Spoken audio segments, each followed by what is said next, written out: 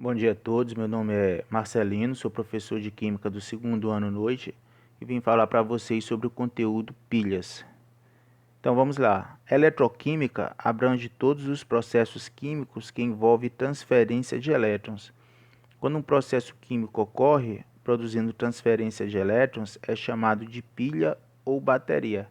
Então, pelo conceito, a gente entende que a pilha é justamente essa transferência de elétrons. Mas o que seria essa transferência de elétrons? Então vamos compreender o conceito de átomo que você aprendeu lá no primeiro ano. O átomo é a menor parte dos materiais. E a estrutura do átomo é a seguinte: o átomo possui um núcleo que tem carga positiva e uma região chamada eletrosfera com cargas negativas. Os elétrons, que são as cargas negativas do átomo, giram ao redor do núcleo da mesma forma que os planetas giram ao redor do Sol. Então, as cargas positivas do átomo são chamadas de prótons e as cargas negativas do átomo são chamadas de elétrons. Essa movimentação dos elétrons de átomos de um determinado elemento químico para átomos de outro elemento químico que gera a corrente elétrica. Então, essa movimentação de elétrons é que faz fluir a corrente elétrica. É isso que a gente vai entender daqui para frente. Então, assim, pilha e bateria são processos químicos que ocorrem espontaneamente e geram corrente elétrica. A primeira pilha foi criada em 1800 por Alessandro Volta, que utilizava discos de cobre e zinco separados por algodão embebido em solução salina. Na verdade, a primeira pilha recebeu esse nome devido ao empilhamento de discos de cobre e de zinco. Os discos foram chamados de eletrodos, sendo que os elétrons saíam do zinco para o cobre fazendo uma pequena corrente fluir. Como falei anteriormente, os elétrons, que são as cargas negativas, elas se movimentavam dos discos de zinco para os discos de cobre. E essa movimentação dos elétrons, que são as cargas negativas, é que conduzia a eletricidade, né? Gerava corrente elétrica. Em 1836, Daniel construiu uma pilha com eletrodos de cobre e zinco, mas cada eletrodo ficava em uma célula individual, o que aumentava a eficiência da pilha,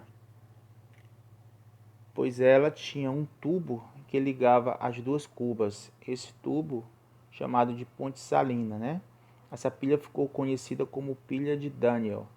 Então, Daniel criou um dispositivo semelhante à pilha de Alessandro Volta. No entanto, a placa de zinco, tá certo? E a placa de cobre estavam mergulhados numa solução aquosa. A placa de zinco na solução aquosa de sulfato de zinco e a placa de cobre mergulhado numa solução aquosa de sulfato de cobre.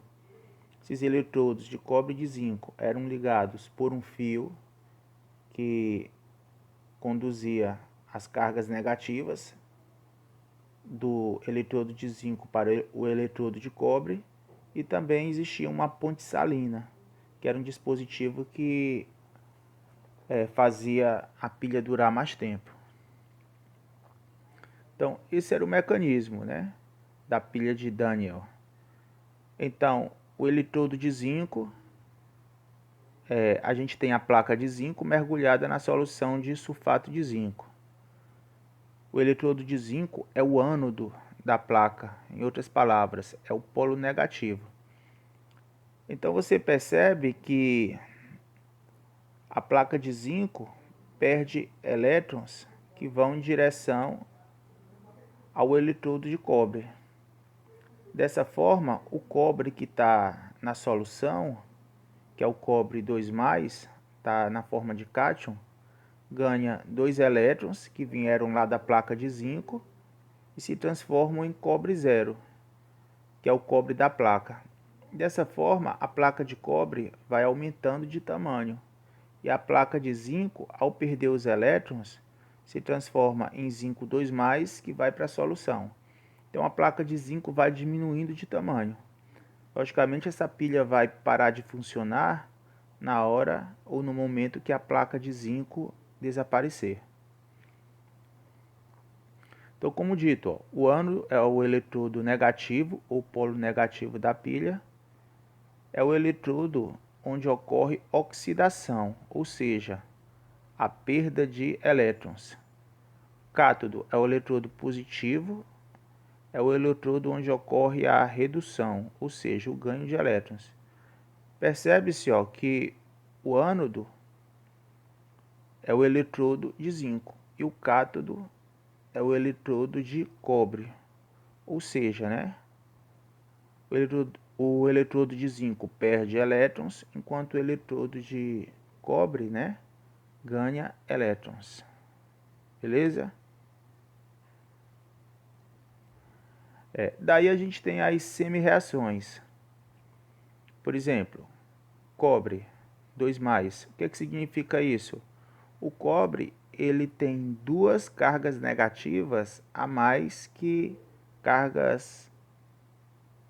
Ele tem duas cargas positivas a mais que cargas negativas. Tá certo? Por isso que ele é 2+. Então, cobre 2+, mais 2 elétrons, formando cobre 0.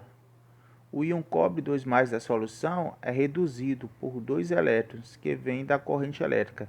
Essa redução vem da diminuição do NOx. O que é o NOx? É a diferença que há entre cargas positivas e negativas. Então, você tinha cobre 2+, e agora tem cobre 0. Em outras palavras, houve a redução, tá certo? Do NOx.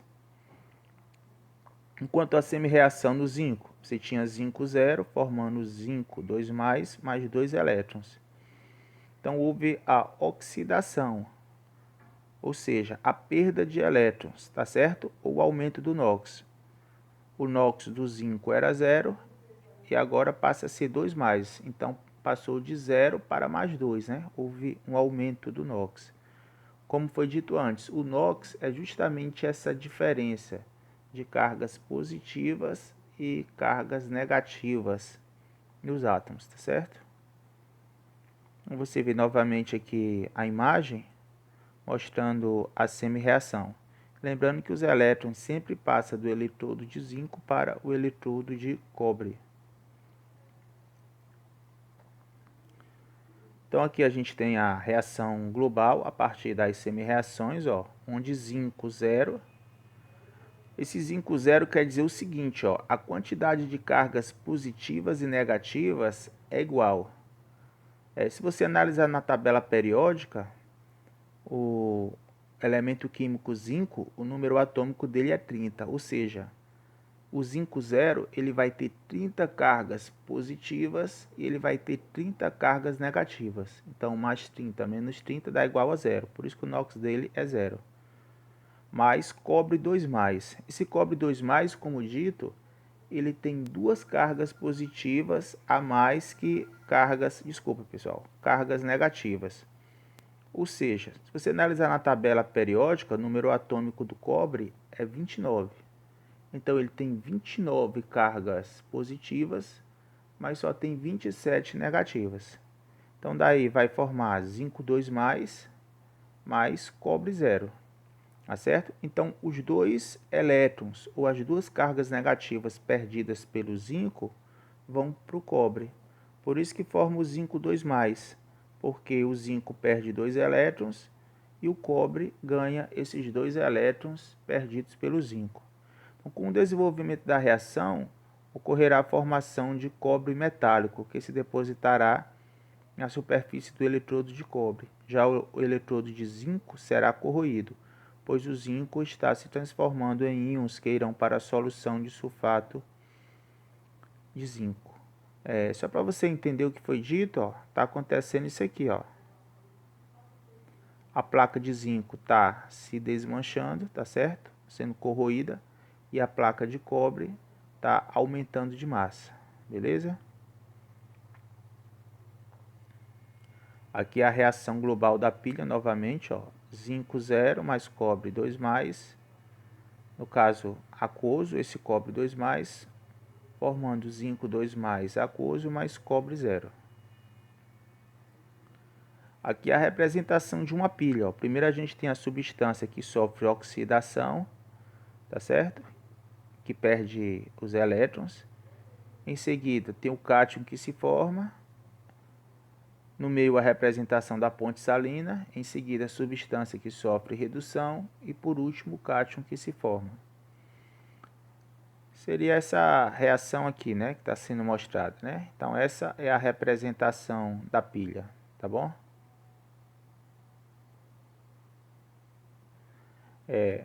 Essa pilha de Daniell, ela foi inventada há muito tempo, né? E hoje em dia ela não é mais usada.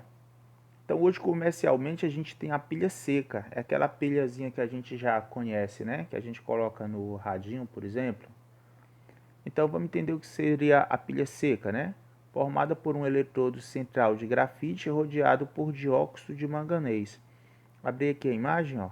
Você vê o eletrodo de grafite rodeado pelo dióxido de manganês. O ânodo é o zinco e o cátodo é o dióxido de manganês e o eletrólito, né? Uma solução aquosa de cloreto de zinco ou amônia. Então a gente tem no ânodo o zinco, no cátodo dióxido de manganês, tá certo? E a gente tem uma solução aquosa de cloreto de zinco, né? É por essa solução aquosa que as cargas negativas, que são os elétrons, né, vão passar do zinco para o dióxido de manganês, tá certo? Essa pilha é também conhecida como pilha de Leclanché, tá certo? Então vamos ver características dessa pilha. Fornece uma DDP ou uma tensão de 1,5 volts e não pode ser recarregada, pois sua reação global não é reversível. Uso contínuo provoca vazamento, pois sua reação produz um gás de amônia e água. Então tem que ter cuidado com essa pilha, né? A gente não pode deixar ela muito tempo, né, dentro de um aparelho, seja um controle remoto, seja um rádio, uma pilha, porque pode ocorrer o vazamento. Agora, a bateria de automóvel, né, que é chamada acumuladores de chumbo, é uma pilha constituída por eletrodos de chumbo, que é o ânodo da pilha, né, o polo negativo, e o dióxido de chumbo, que é o cátodo, o polo positivo, imersos em uma solução de ácido sulfúrico. É uma associação de pilhas ligadas em série, na verdade. Então, a bateria do carro, na verdade, são 6 pilhas ligadas em série. Cada pilha tem uma tensão aproximadamente de 2 volts. Então, como são 6 pilhas ligadas em série, a bateria de carro tem uma tensão total de 12 volts, tá certo? Aí algumas dúvidas sobre as pilhas, por exemplo, por que uma bateria de automóvel dura tanto tempo?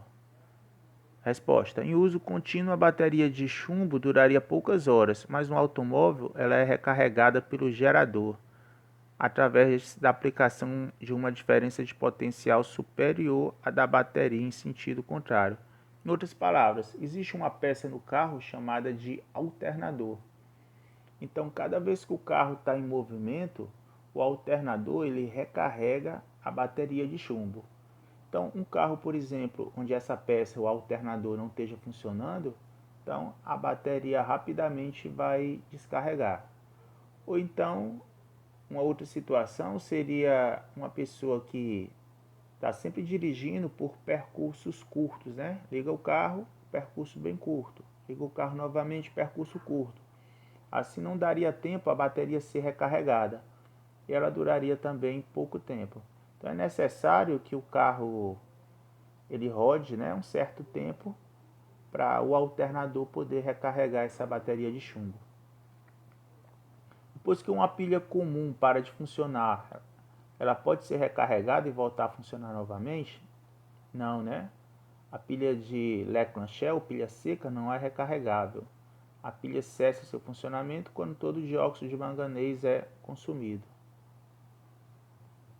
Aí, será que a pilha comum dura mais, né? Se intercalar períodos de uso e repouso? Sim. Né? Se você deixar uma pilha sendo usada continuamente, ela vai se acabar mais rápido que você, por exemplo, coloca a pilha no controle, usa ali o controle, aí para de usar, né? Aí depois usa novamente, para de usar. Então, logicamente, o período de duração dela vai ser maior. Se colocarmos uma pilha gasta na geladeira, ela é recarregada? Não, né? E na água quente, a pilha é recarregada? Recarregada não, mas o aumento de temperatura irá favorecer a perda de elétrons, fazendo com que ela funcione por mais algum tempo. Beleza? Aí vamos entender o que são pilhas alcalinas, né?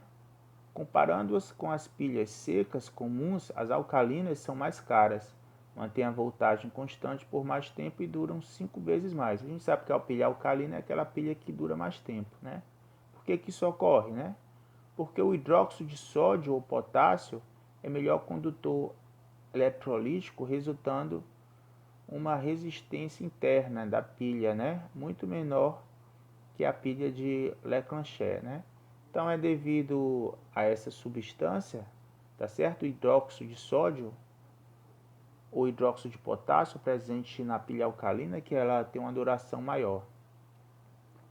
Porque as pilhas alcalinas duram mais que as comuns. Nas pilhas alcalinas, o meio básico faz com que o eletrodo de zinco sofra um desgaste mais lento, comparado com as pilhas comuns que possuem um caráter ácido, beleza? Outros tipos de pilha, né? Pilha de níquel-cádmio, bastante usada em aparelhos eletrônicos portáteis, né? Telefones, computadores. É composto por um ânodo de cádmio e um cátodo de hidróxido de níquel e eletrólito de hidróxido de potássio, usada também em alguns veículos elétricos e artefatos espaciais.